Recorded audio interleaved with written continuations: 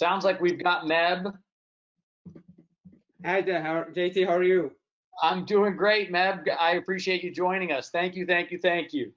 No problem. Thanks for having me. Sorry, I was Of late. course. Well, not late, but technical issues. Yes, trust me, I have been there. I completely understand. I'm from San Diego. You're from San Diego. A lot of love for America's finest city. So lots of love, my caver brother. I'm an Islander from Coronado High. So a shout out to the 619. Absolutely, absolutely. Coronado is Yes, very sir. nice. Yes. Well, You got appreciate the green jersey. Yes, yes, you know it. You know it. So this is Snap Raise Live, Leaders and Legends. You obviously are a leader and a legend. And we fundraise for teams, groups, and clubs to make sure that they're capable of running their season, running their program at the highest level possible. And so, it's important for us to be able to serve the runners and the coaches and everyone in the running community to be able to perform at their best. And right now, I know there's a little uncertainty about what the Olympics look like, what the high school and collegiate seasons look like, and everything. So people want to know a lot from you. We've got a lot of questions already queued up. So I'm gonna jump right into it, and I'm gonna start kind of with a bigger question. This is from Kimberly Zender, and she just wants to know, what is your best advice for mental toughness? Well, again, thank you for this honor, and for everybody who's helping fundraising this. Is awesome because sports has so many valuable lessons, not only for to represent in high school, but being a positive contributor to society and on forward in the workplace. Mental toughness is something that you have to train for. I usually tell people that 90% is physical, 10% mental training, but once the gun goes off or once you're in competition, it becomes a mental game. And how you prepare is visualization, as somebody willing to hurt a little bit more than you are. And if it is, then they deserve to win. But if you said, hey, you know what, I'm going to get this guy or this gal, then you need to drive hard and be persistent. And, just keep telling yourself whatever that goal is, whether it's to finish or sometimes it's the top 10, or if you run cross country, also you want to be the 5th person scorer or whatnot. Whatever motivates you, keep it going and keep pushing to that pain threshold, and you'll rise above and beyond. As an American, I was extremely proud of your victory in the 2014 Boston Marathon, and all of the adversity and the circumstances that were against you. How was it that you were able to channel the mental toughness and the desire and the willingness to subject yourself to the pain to emerge victorious that day?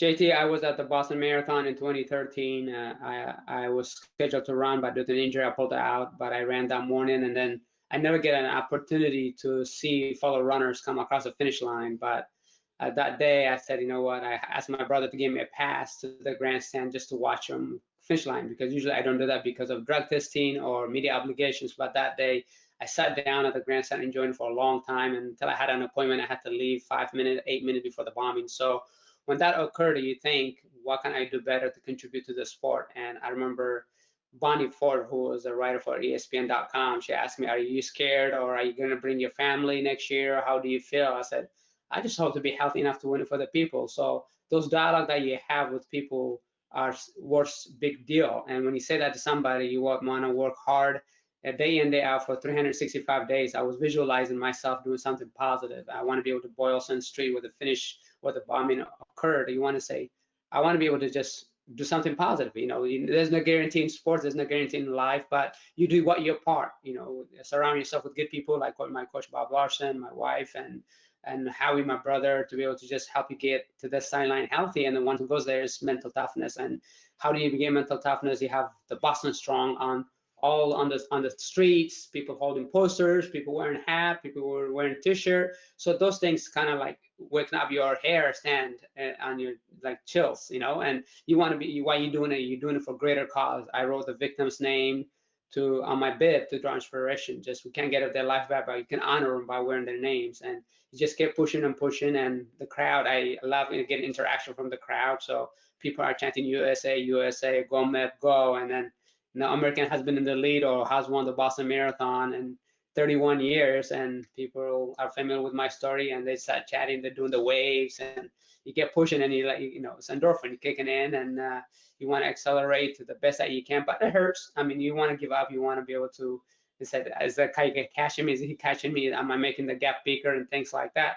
You have constant look back or constant dialogue within yourself, but the last mile couldn't, there's a Sitco sign that 1 mile to go, that couldn't come fast enough. I was been waiting for that forever.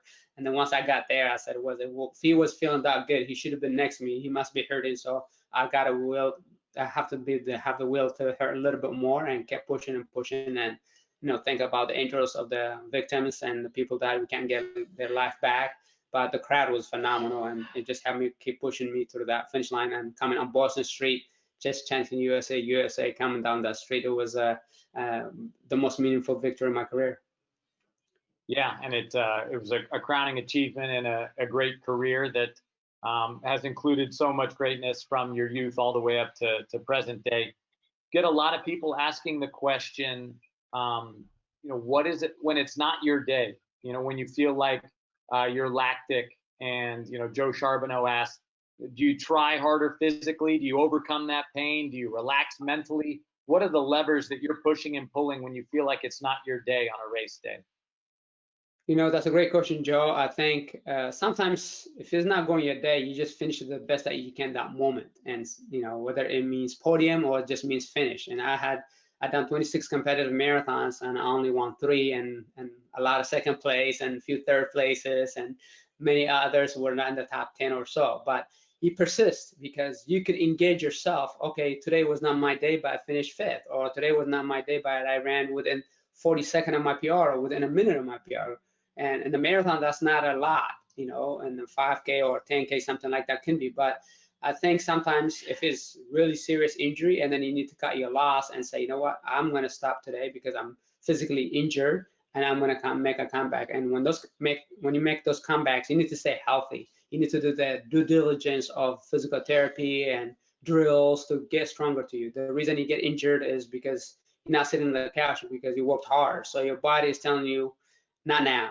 But the mental sometimes can show you, if you physically and mentally come together, the peak is really awesome. And just like it was for me in Boston, or at the Olympic Games, or winning New York. So I think being persistent is important. But if it's not your day, and then you just say, what, this is the best I got today. So it doesn't always mean, I always say, run to win. It doesn't mean getting first place, but getting the best out of yourself that time and moment. And I remember vividly at the 2012 Olympic Games, I was struggling. I was ready to throw the towel, and I was 21st place. I struggled, and and then I said, I got New York City Marathon around the corner, so I should get ready for that. But then I looked down my jersey. I said, I'm wearing the USA jersey. I'm at the Olympics. How many people love to be in my shoes? No matter how bad it's hurting right now, get to that finish line. No matter how many people pass you. But positive thinking is huge. And as soon as I made that commitment, there was a little trigger that went on, and it's like, okay, keep going. I went to 16, I went 14, and all of a sudden with the 5K go, I was in 6th place. And it's a race within a race. And then you think, well, I saw a guy ahead of me about 200 meters ahead with 2 miles to go. I said, he must hit the wall. So I better get that guy, just in case if one of those guys get busted with drugs. I want to be able to move from 4th place to the bronze medal. So whatever motivation you can use to dig deeper, go up there and do it. Scott Cody says that you are an inspiration, and that he coaches high school and adult runners. And how do you recommend motivating runners to train when there's uncertainty about when events will resume, when seasons will come back again? What's the messaging that you're using for yourself and for other people that you train with? Scott, I'm training on my own right now by myself as a retired, but what you need to do is maintain, because you can't peak for same period, especially in high school or college, or when you have a regimen that is so predictable when you're going to peak, you work hard and you want to nail it at that peak period for that day. But this time around, you just want to maintain and also work on your weakness. What are your weaknesses? If it was you hate doing intervals, maybe it's good to do some intervals, even though you didn't have race. Maybe it's once every 2 weeks instead of like every other day or things like that. So positive thinking is important. Surround yourself with good people. I know there's a lot of social isolation. You can't run with people, but at the same time, maybe it takes music to motivate you to get out. I don't know. And some other time, I think doing the drills, the things that would help you be more posture right? Was it course? Is it sit-ups? Is it push-ups? Is it drills? So you have to evaluate that athlete, whether it's at the high school level or elderly, to help them be the best they can be. Do you have a preference training alone versus training with a team? I personally like training with people. Team is better, but for most of my career, I train a lot by myself. Just having a coach, Bob Larson, as my mentor, and I have people on the bike. The reason being, I guess I couldn't find people to keep up with me most of the time. And you know, when I was at the Mammoth Track Club, we have two different coaches, so the coaches were doing two different programs for each athlete. So sometimes we meet together. We meet together at 8 o'clock or 8:30, and then if things work out, easy runs, so we run together. We go same area, but we do our own different pace. So some people easier than others or faster than others. So, but at the same time, we take the van, and it's always positive to have people around. And with the Skechers running group and Ed Cheserek and the group that's being built there, how much have you enjoyed the relationship with Skechers? Well, my relationship with Skechers has been phenomenal. Can't believe it. In August will be 9 years that I've been with them. I was a Nike athlete for 12 years, but things didn't work out, and I went 8 months without the shoe contract. Everybody had a chance, but Skechers was gracious enough to kind of want credibility for my name. But I tell them, I'm not just going to give you my name. I'm going to prove to the rest of the world that I'm one of the best runners, not just with other company, but with your shoes. And we helped them design the shoes, and Kurt Stockbridge and helped me design the shoe, give him a lot of feedback. I had a house full of shoes, just, hey, do this and do that, and be able to give feedback. It was an awesome, and then to see Edward Chester just do amazing thing with the shoes and other athletes. I think I was the only athlete in 2012 as a Skechers athlete. In 2016, we had like 43 or 50 something. So it's great to see that the company has done great things, not just to my life, but other people who, like Edward Chester, he doesn't even see it as a new company. He's been there before he signed. Yeah, with the Olympics and some of the training and the trials that have gone on, what do you think? How should they treat the qualification for it going forward? There's some people who've done really well and have obviously trained and tried to peak for 2020. Now it has to be 2021. I guess, what are your thoughts generally on that for the racing community? I mean, I think peaking, like I said earlier, peaking at the right time is important, and you gotta reset button, obviously, and now is not the time to say, hey, I gotta get ready in August of this year or September. So you gotta think about, for this marathon, or they already have their qualifying, so they're sitting pretty in that regard. Say, hey, I'm on the team. You just gotta let me know when I have to show up to Tokyo. And the others is like, well, I gotta earn my way to Tokyo, and now it's not in 2020, but I have to be in peak shape to qualify in 2021 and also peak again at the Olympic Games, hopefully. So yeah, I mean, I think training is important, but at the same time, maintenance is important. For sprinters, I can't speak too much, but for distance runners, it's mileage now, and you don't have to do the many miles that you need to do to get ready for big races. You just need to maintain your fitness, and then also do some work on your weaknesses. Like I said earlier, whether it's drills, course, or weight training and things like that you can do at home versus not going to the gym. Got a lot of people, Giles Vaughn and a couple others, who are wondering. They coach girls cross country, or they're runners themselves, and they're trying to figure out how to hit that sub 20-minute 5K. So what do you think training paces should be for people aspiring to hit that goal? I have a book called Myth of Mortals, and people can look at that. They have a training program for 5K all the way to the marathon. But I think, depend on the individual, if they're 21 minutes or they're 24 minutes, and see what base training they have been doing. And I think it's always important mileage is important, base is important, and then eventually doing tempos, and then eventually introducing to intervals is important. But at the same time, what is that person's strength? Is it they're sprinters or 800-meter runners who are running 21, 22-minute 5K, or there are people who are 2-milers or 5K runners that are right at the barrier of 21 or 22 minutes. And then you can do fartleks is a great way, not just formal workouts, but something like, if you run 5 miles, you can run 2 miles easy, 2 miles hard, and 1 mile cool down, and then eventually pick it up, and then maybe 1 mile warm up, 1 mile cool down, do 3 miles of nice effort, progressive run. So like thresholds. So it just depends on the individual, where they are and how long they've been running. You don't want to increase their mileage too much and get them injured and not get into the sideline versus getting them trying to break 20 minutes. you mentioned, maintenance, right, from an injury perspective, but then also building up your body, and you've talked about strengthening your core and overcoming your weaknesses. How is it that you build your body and you gain muscle while also running a lot? How do you balance those two? Is there a way that you found most effective to be able to get your miles in, but still be able to build up your body and get muscular strength? Absolutely. I think core workouts are important, but also running up, undulating courses, especially cross country, running on grass, running up hills and down hills. Those, without knowing them, you're building muscle fibers that are strong. So I think those are important. But at the same time, single leg squats, if you can't go to the gym, or doing squats, both legs, and balancing with then a disc is important. Depends what the sport specification is for the athlete. Obviously, if they're milers or 800-meter runners or faster or 400-meter runners, they can be weight training is important, but for distance runners, not as much as 200, 400-meter runners. Hugh Harris is asking just for two general pieces of advice for high school runners. So, people that are trying to, perform well at the 13 to 18-year-old level. I know you had a lot of success at San Diego yourself, and maybe that's when you really found out that you were going to be an elite runner. What advice do you give high school runners? A lot of high school runners credits go to my Ed Ramos, my high school coach, and I had an outside help with Ron Tab. But also goes to Rich Levy, David Levy's father. Who would take me on the weekends. I didn't have a car, I didn't have a place to go, so he would come pick me up and then run with David. So I think it's important. Mileage is my advice for high schoolers would be emphasize on the speed versus mileage. I mean, nowadays I hear people doing 80, 90 miles a week, and I'm like, wow. I mean, my one highest weekend was 56 miles.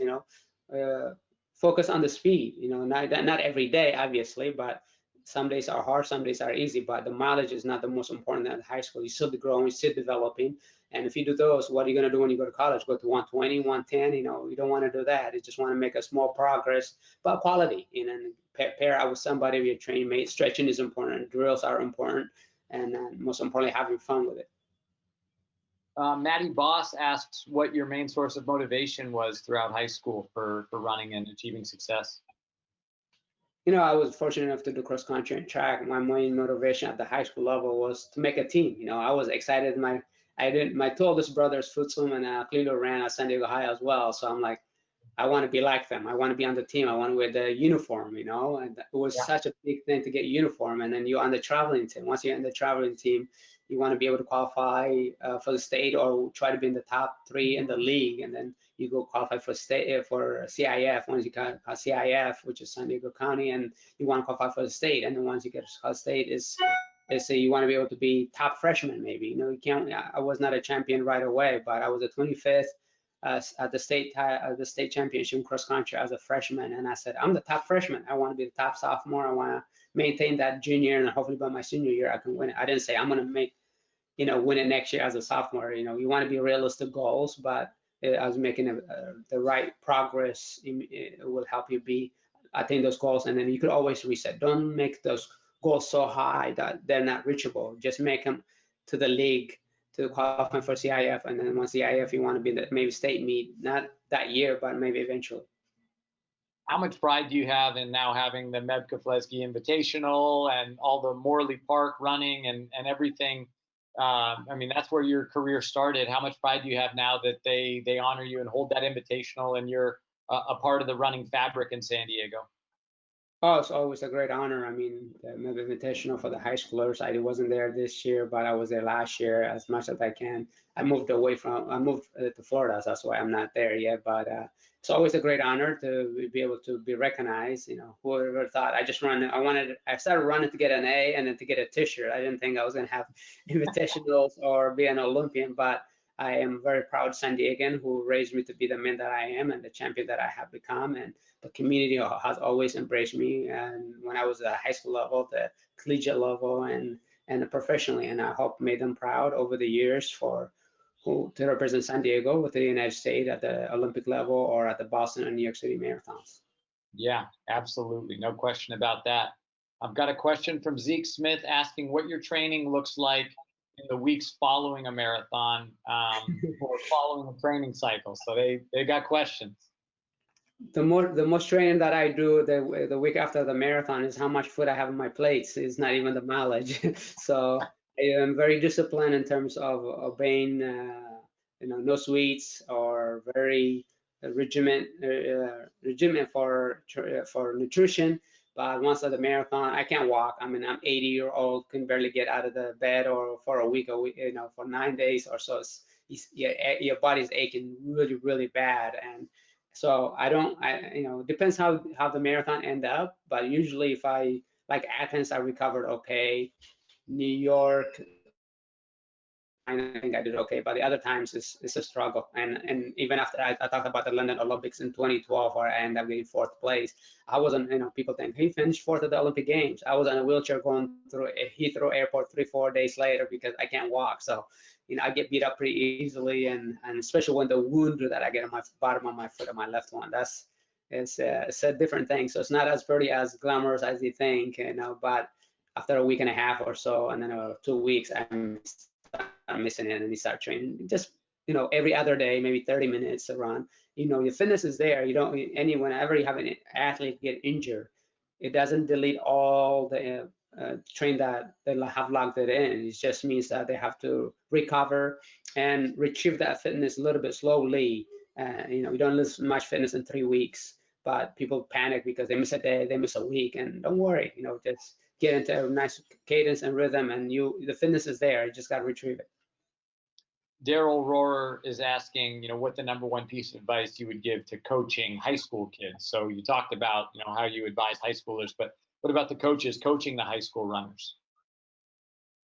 I think coaching is a dialogue that you have, the trust you have with your athletes. They want to run fast, and you want to be the coach who wants to qualify or win. And if you have that dialogue, if you can keep the high schoolers healthy and motivated, they will give you a good effort.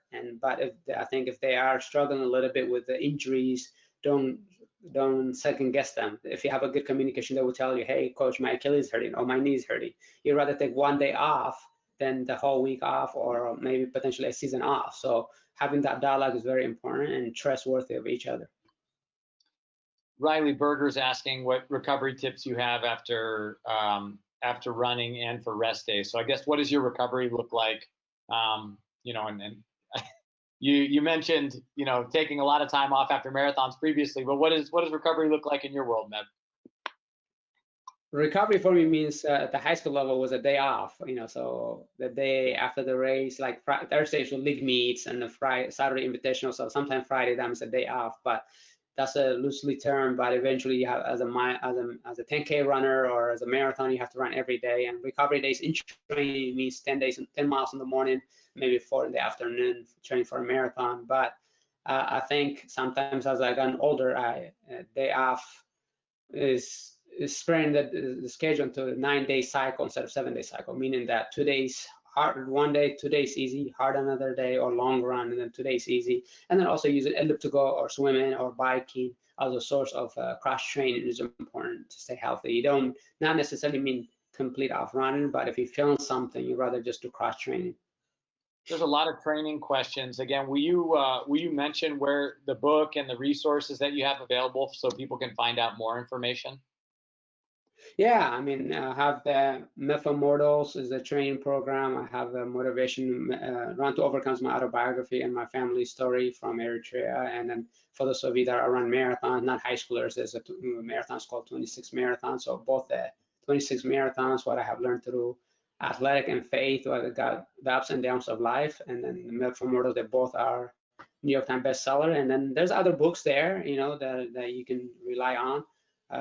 Coach Larson's Running the Age is another great one. Coach Joe Vigil, and sometimes the science is too much for me, Coach Joe Vigil, but there's a lot of other great books, and this is a good time to also to become student of the sport, both as a coaches and then as an athletes. I think I always enjoy personally reading autobiographies personally, just because see how people say, oh, I won the Boston Marathon, but how many failures or how many not successful races I have there, you see, or making an Olympic team. There's a trial and tribulation that I talk about there run to overcome. You know, had a pelvic stress fracture, I had a ruptured quads, I had an Achilles issue that, you know, that I talk in the books, but I don't talk about them in a speaking engagements format.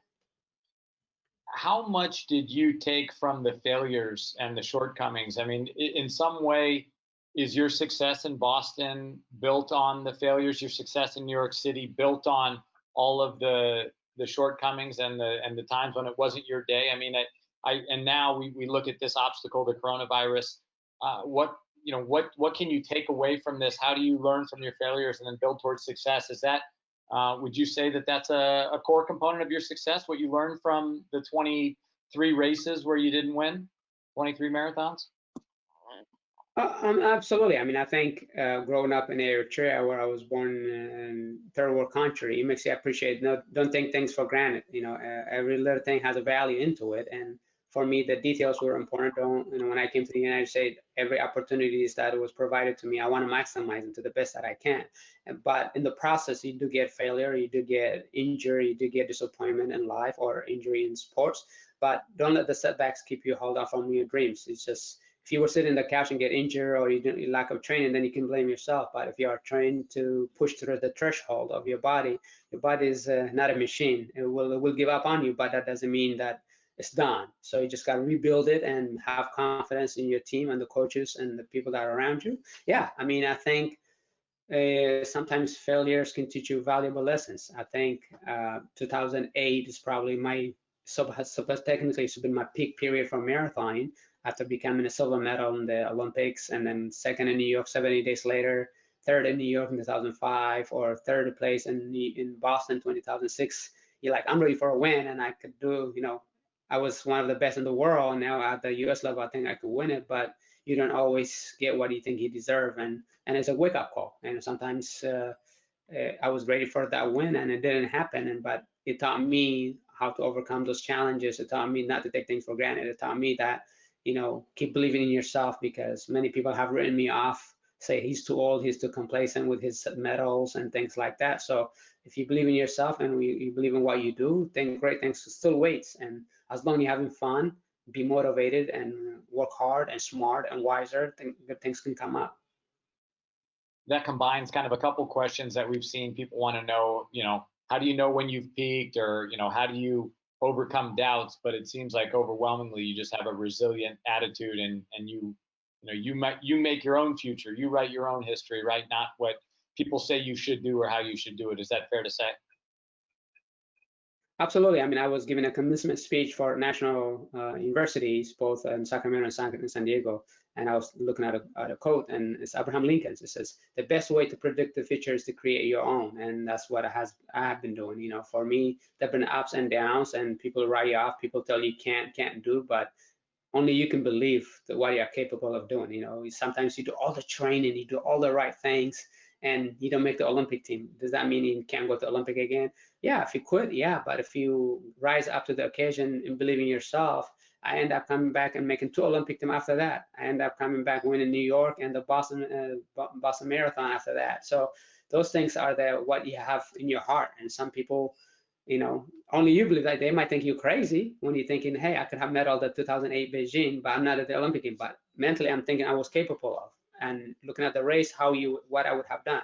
And only my wife can attest to that. When I was watching with her, I could have been a silver medal, definitely bronze medal, but maybe a silver, not gold. I didn't say I wouldn't gold because the guy just ran out of his mind, Sami Wanjiru. But I knew I would have been in contention with my abilities and my capability of working hard. And you get disappointed, you get discouraged, but somehow you get up and train harder and get up to that occasion. And I was able to win my New York City Marathon 2009, which was my Olympic gold medal for me, because that was one of the most gratifying moments, because the silver medalist was there, the 4th-time Boston Marathon was there. So when I win those big races, they were probably the most stacked field ever, but they have to do it that day, and who can pick right at those days.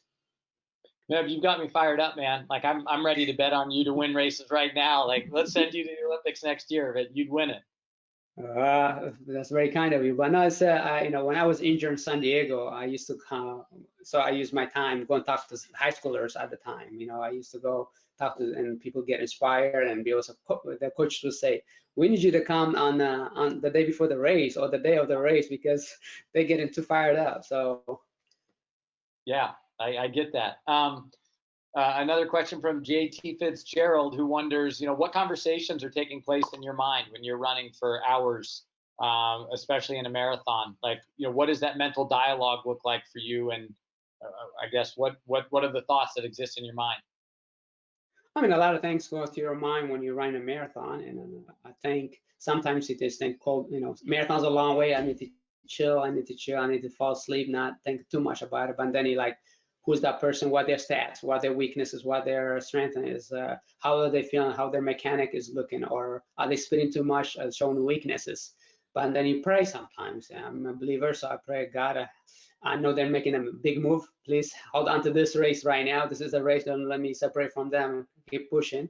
And at times it's like, okay, I see that person is struggling. I'm going to make a move right now and spread it out, get it down to a few people as possible. So it changes depending what stage of the race you are thinking. And sometimes like, man, what am I doing this for? This hurts. Why did I sign up for this? So it's a up and down of a marathon as a journey for life, and then but stick to it, and you think about your family. All the people that contributed to your success. Why are you not? You can't let them down, because the coach investment in you, your family have invested in you, your sponsors has invested in you. So you are the only one that could run from point A to point B in that journey of 13.1 mile, 26.2, and you have come overseas. Sometimes I used to think, when I was at UCLA, I was the only one to go to NCAAs, the NCAA championship. I'm the only one. I said, the whole way is on me, so I can't let them down. Or for San Diego High, if I go to state meet by myself, it's like, well, I got to make it count. So because people are relying on me and dependent on me, and they believed in me, so I have to believe myself and give it my best effort. Absolutely. A couple of people have asked about Nike Cross Nationals and how hard it is to qualify for that. What's your experience been like with Nike Cross Nationals? I only went there once, I believe, maybe like 2005 or so, or 2004 of that year. I mean, I've been a big fan of Foot Locker, so it's kind of a little bit, been in San Diego, been something that is a true cross-country championship where, it's hard to detect that as a national title, but cross-country has done a phenomenal job in Foot Locker to be able to just reward the men and women who is a true champion. But I guess the Nike has the team component of it, so and I haven't been too much involved in that regard. We have a couple really confident people who signed up for our webinar. One of them called himself a future medalist in the Olympics. And this guy, Justin Wilson, says, as an already elite athlete who runs a 15:11 5K as a sophomore with a fantastic coach, what would you recommend he works on other than knocking his time down for the rest of his high school career? Oh, I mean, I think, it's kind of hard to not know the training, give him advice, but keep up the great work. And obviously you're having big success within yourself and your coach. And, now the next barrier is how can I break 15? And you have to look at the training log and say what I need to do to be able to break that. And, just progress, small progress, make a big impact, and stay healthy, have fun, and don't go too crazy on the mileage. Just focus on the speed. Obviously we know that you have the speed, but staying healthy, and you can get faster and faster. The running community, has come out and they always recognize our guests. So Marika Veltman says hi, sends her regards. Awesome. So there are a lot of, what's that? I appreciate it. It's always great to be in the running arena. Yeah, no doubt. So we've got a couple more questions here. I guess you're talking about speed, and Dan Lamey's wondering what your top 3 speed workouts are for cutting down your 5K time. So I know a lot of people talking about the workouts, but now's a good time. What do you think some of the top workouts are for cutting time for speed for the 5K?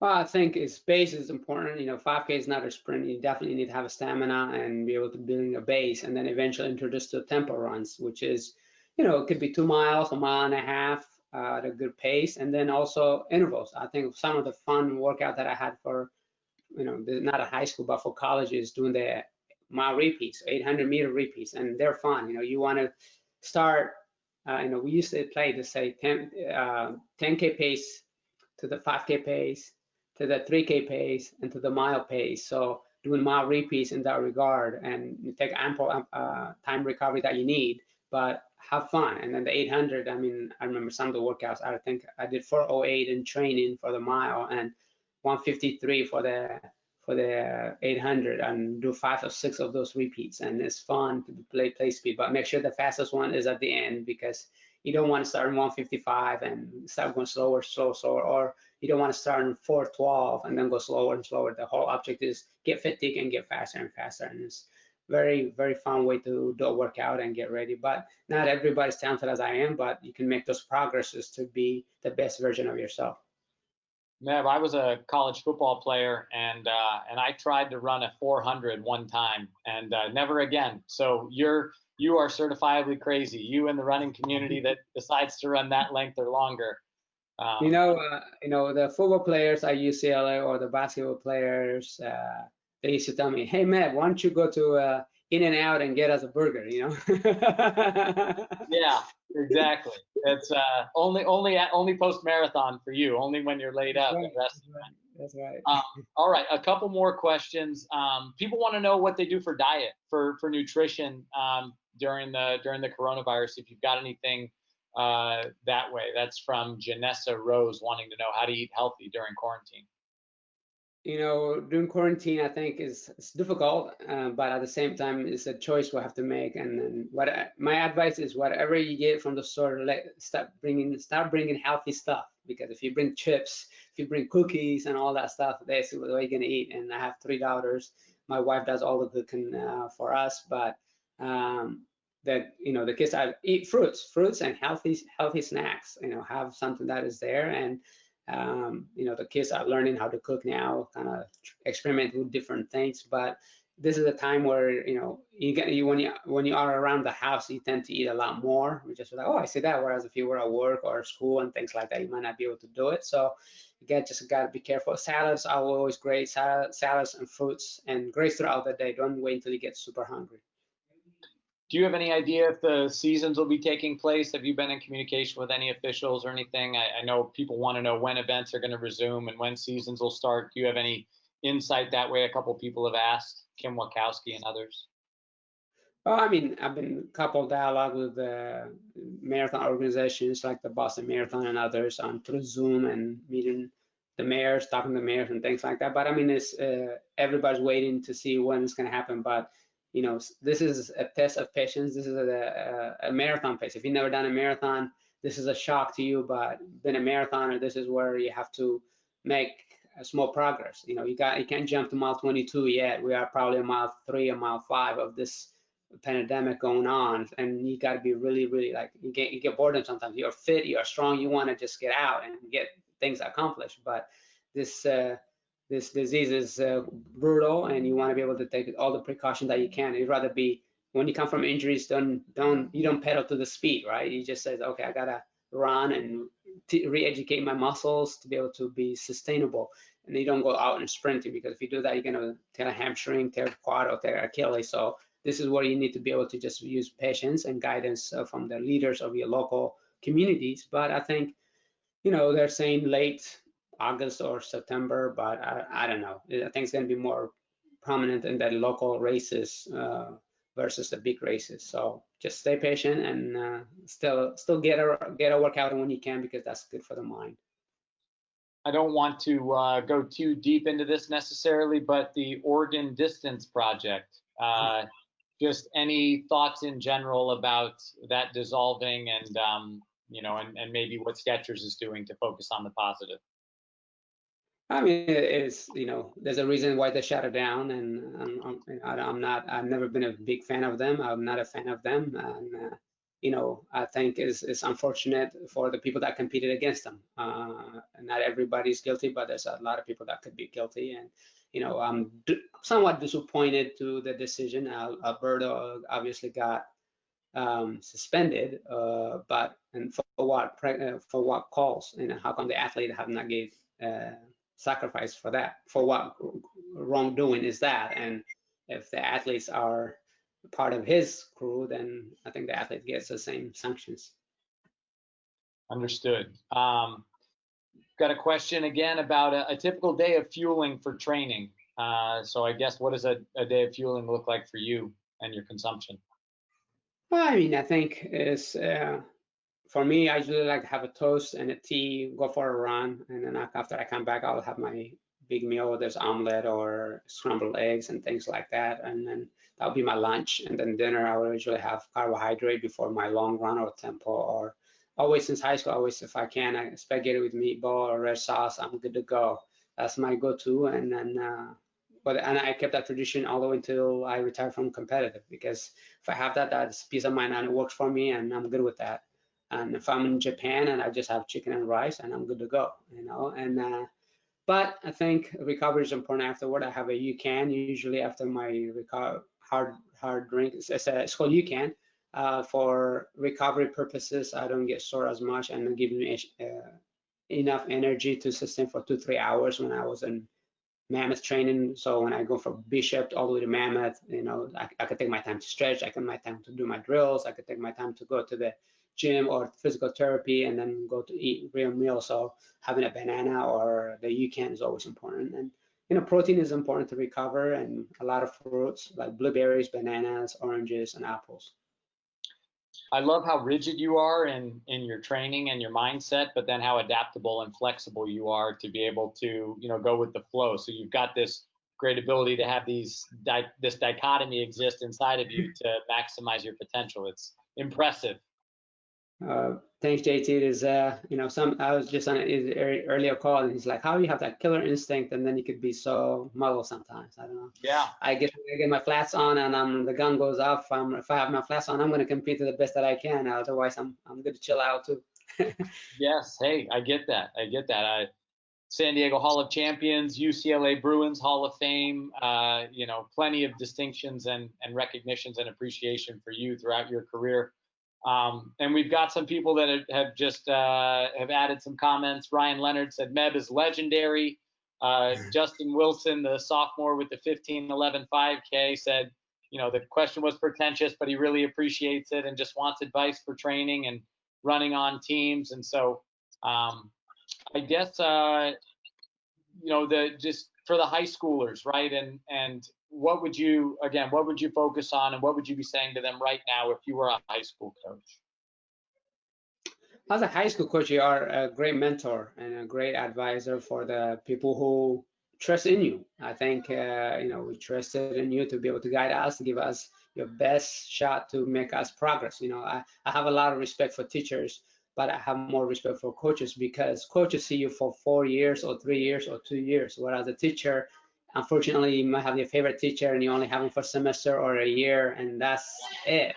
But coaches are lifetime mentors, and I'm still in touch with my 7th grade PE teacher. I'm still in touch with my coach Ed Ramos and Ron Tab or Coach Bob Larson, and those people molded me who I am. And teachers that I've been impacted by, I'm still in touch with my teacher from Italy, you know, until about 4 or 5 months ago. So stuff like that is pretty important to us, and you know, you leave a footprint in us to be the best that we can, whether it's as a runner or as a human being or positive contributor to society. So as a coach, you are on a pedestal to mentor us in a good way and the best that you can. And we believe in you, we trust in you, and the progress that we make is, you know, when you wear that high school jersey on is important, because not just because of the school, but you represent the coach, you represent your family, you represent your whole institution. So we appreciate you, and this tough, difficult times, reach out to your students and athletes and say, hey, hang in there, you know, go for a run, give them a program,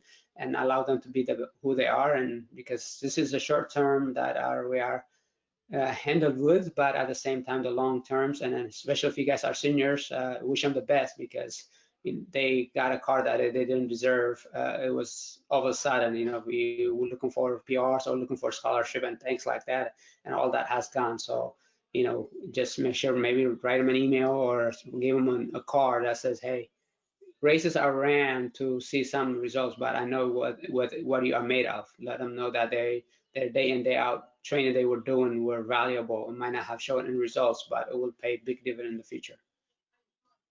That's yeah, that's awesome advice, and definitely appreciate that. The next generation of runners, who are you watching now? Who do you like to see, and what do you think the future holds for running in the next decade?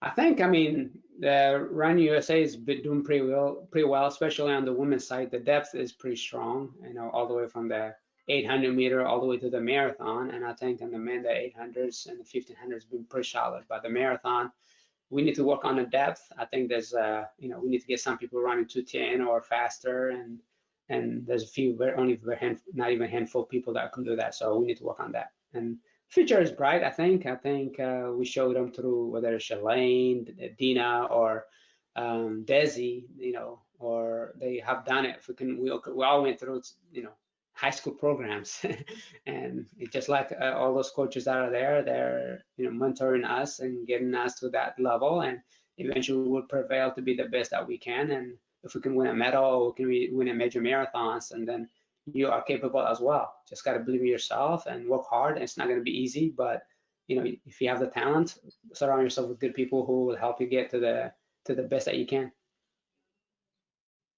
Any advice for college coaches? There's a Division III coach on here. Just wants to know what type of coaching maybe you saw work for you at UCLA, and what you would advise. Well, it worked out really well for me, Coach Bob Larson. I kept him for a long time, so 23 years to be exact. So that's a long time, but it's been a lot of fun. I think it's progress. Just respect each other and have enthusiasm, bring it to the workouts, and we can be friends, but at the same time understand the role that the coach plays, and small progress. I think small progress. Nothing happens. Well, they're asking for you in Davenport, Iowa, at the Big 7 again. Everybody wants their piece of Meb, so there was a request from Brian Glass for you to come back there. So consider that. I know Brian Glass. Yeah, we ran a few times together, same age group, and Davenport has always been a great place for me. And that's actually when 2002 made my first splash of winning the U.S. Championship. So there've been a lot of good people there. Well, there's only one person to have ever won an Olympic medal and then to have won the New York City and the Boston Marathon, Meb, and that's you. And so you're an absolute American treasure, a San Diego treasure. I appreciate you. And I know that, the teams, groups, and clubs that we work with in fundraising appreciate your support, what you offer to the entire community, to the country. And we can't thank you enough for joining us today. Thanks for having me. Keep up the great work with JT and all the runners and coaches. We have this great opportunities to be the best we can, and this great country who helped us to be the best version of ourselves. And it's always amazing to be with you guys. And I always say run to win doesn't mean get first place, but getting the best out of ourselves. And we can each do that in each unique way. That's terrific. Well, that'll do it for Meb. That'll do it for me. You can find out more about our fundraiser at snap-raise.com. And we will look forward to future Snap Raise live events. Until then, take care and run to win. All right. Thanks, JT. You bet. Bye-bye. Take care. Bye.